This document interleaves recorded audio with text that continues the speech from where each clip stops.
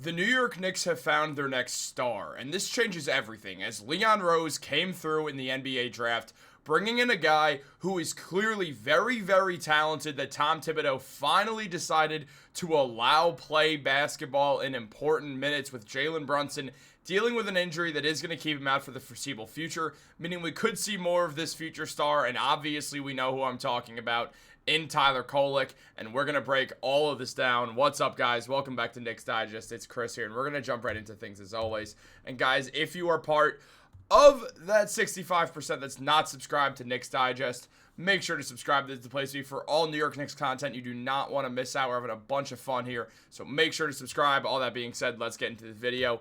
Leon Rose has been pretty damn good at drafting in his time with the New York Knicks. He's brought in a bunch of guys at steals of the draft. Deuce McBride in the second round.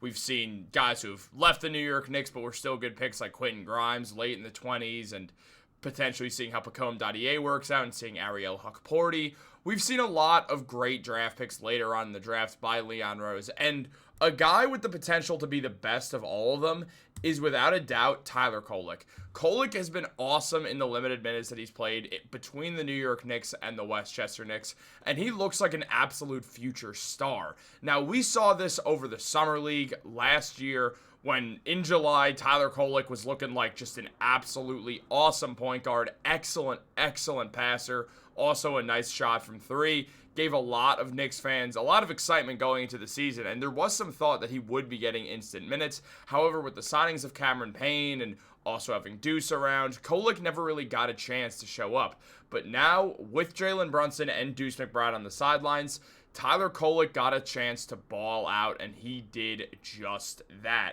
Now, Kolek was great for the Knicks throughout this time. I mean, in the second quarter where most of his minutes were played, he became the first player in NBA history to put up 7+ assists, 3+ steals with 0 turnovers, and a plus 15 plus minus or better.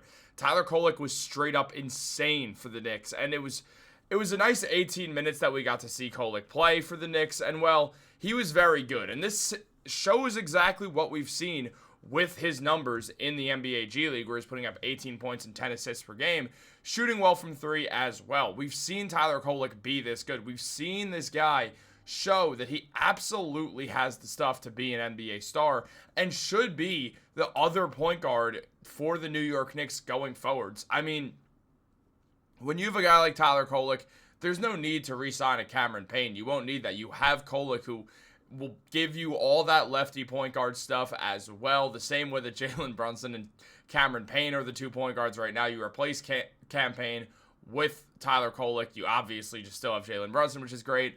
And then you have an excellent point guard duo that you could use for 48 minutes. And it's going to work out so well. And Cameron Payne even spoke on the play of Tyler Kolek, saying once he made one, Ty found him again, talking about hitting up Mikal Bridges for the majority of Kolek's assists. He made another one. It was big time for us, having to try out there, or having Ty out there finding Kale consistently. And I mean, look, Kolek, his numbers are not great because he hasn't gotten really any chance to show anything. He's putting up around 2 points per game with 1 assist at the NBA level, and 18 minutes was the most he's ever played in a game thus far this season as a rookie. Even though he's nearly 24 years old, Tom Thibodeau was slow rolling him and putting guys in Cameron Payne and Landry Shamet over Tyler Kolek. Now, Kolek is also shooting 37.5% from the field and 35.5% from three. Again, in limited minutes, so I'm not really worried about the shooting splits at all. What I am very excited about, though, is watching Tyler Kolek go forwards. Now, Cameron Payne has been the Knicks' backup point guard all season long, and he's been solid, putting up 7 points per game, 1.5 rebounds, 3 assists. He's doing what backup point guards do, shooting 40% from the field and 36.5% from three, shooting 37.5% on corner threes. Payne has been solid for the Knicks. I think a lot of people have understood that he does bring a lot of fire to this team that they desperately need. And on top of that, he is a good shooter. Yes, he can get streaky, and he can definitely get some tunnel vision sometimes, but he has been a solid player throughout this season for the New York Knicks. And it's been nice for a year, but it's going to be a year because the Knicks just have Tyler Kolek waiting to get this chance to absolutely ball out for the New York Knicks, and it feels like he's going to. Everything that it seems, or everything that shows how Kolek is playing basketball is a super just phenomenal sign going forwards for the New York Knicks. I mean, they just look really good with Kolek out on the floor, and Kolek looks really comfortable on the court. The man came in and was essentially the backup point guard last night, and he did great. He was finding OG Anunoby, and then went on to find Mikal Bridges, who went on an absolute scoring tear throughout the entire second quarter, where Kale had 20 points. So Kolek doing most of the assists for all that, throwing nice bounce passes, kicking the ball out, finding exactly where Mikal needed to be, throwing the extra pass for an open shot, just playing team basketball. And Kolek was a guy that Tom Thibodeau specifically loved. He wanted the Knicks to draft Kolek, so it is kind of weird to see Tibbs not play Kolek right now, but we're showing why, at least why Tibbs wanted him, because Kolek looks really good, and he's a true point guard. I mean, attacking the rim, finding that little area of space, getting an end one as well. Kolek looks very, very good for the Knicks, and we should be super excited with this going forwards, kind of watching how Tyler Kolek's game progresses, because you look at the Knicks, and, well, they have Deuce McBride, who's been a solid backup guard for the Knicks, but he is more of a shooting guard. They don't really have another point guard outside of Jalen Brunson, who's a great passer. Enter Tyler Kolek. He is a great passer. He's able to run an offense. He's able to control the tempo and the pace, something the Knicks have really struggled with since Jalen Brunson went down with that ankle injury. I did an update on Brunson's ankle injury on the last video I made, so make sure to go check that one as well. But where Brunson's at, we're not going to see him back within the next week, probably not within the next 2-ish weeks. And with Deuce McBride also being out, Kolek is going to get an extended chance to play for the Knicks and show that he belongs on the court and that he deserves minutes right now and not just later, which is super, super important just for the Knicks' future. And Tom Thibodeau spoke highly of Kolek, saying, Tyler gave us great minutes.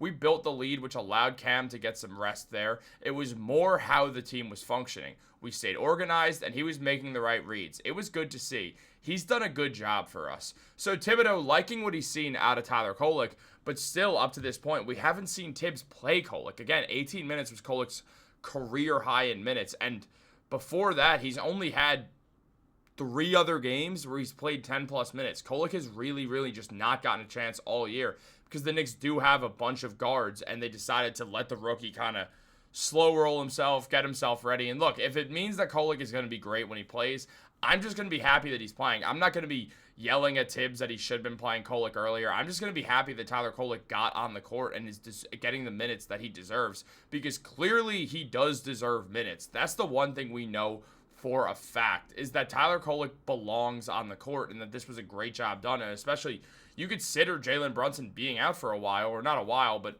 another 2-ish weeks or so, and the Knicks are going to need playmaking, and that's the best playmaking they have on this team is Tyler Kolek.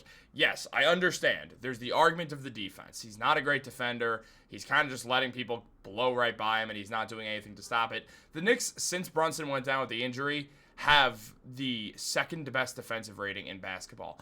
On top of that, that's because they have Jalen Brunson, who's not the world's greatest defender. He's a better defender than Tyler Kolek is, and Brunson's defense is a tad bit underrated because he is a very smart defender. Obviously not a great defender, but he is a smart defender. And, well, where the Knicks are standing right now, it does make some sense that you would want to play Tyler Kolek because he's the closest thing you have to Jalen Brunson. And Tom Thibodeau does like to mirror his backups to his starters. So this would work out perfectly, and I do think that we are going to see Tyler Kolek a lot more over the stretch of this season as the playoffs get near, as Deuce McBride is also dealing with an injury, leaving the Knicks with just Cameron Payne and Tyler Kolek. I'm curious if it'll ever get to the point of them starting Kolek. I think it's definitely possible, depending on how Payne and Kolek each play over the next couple games. But let me know what you guys think. Are the Knicks going to find a way to end up starting Kolek?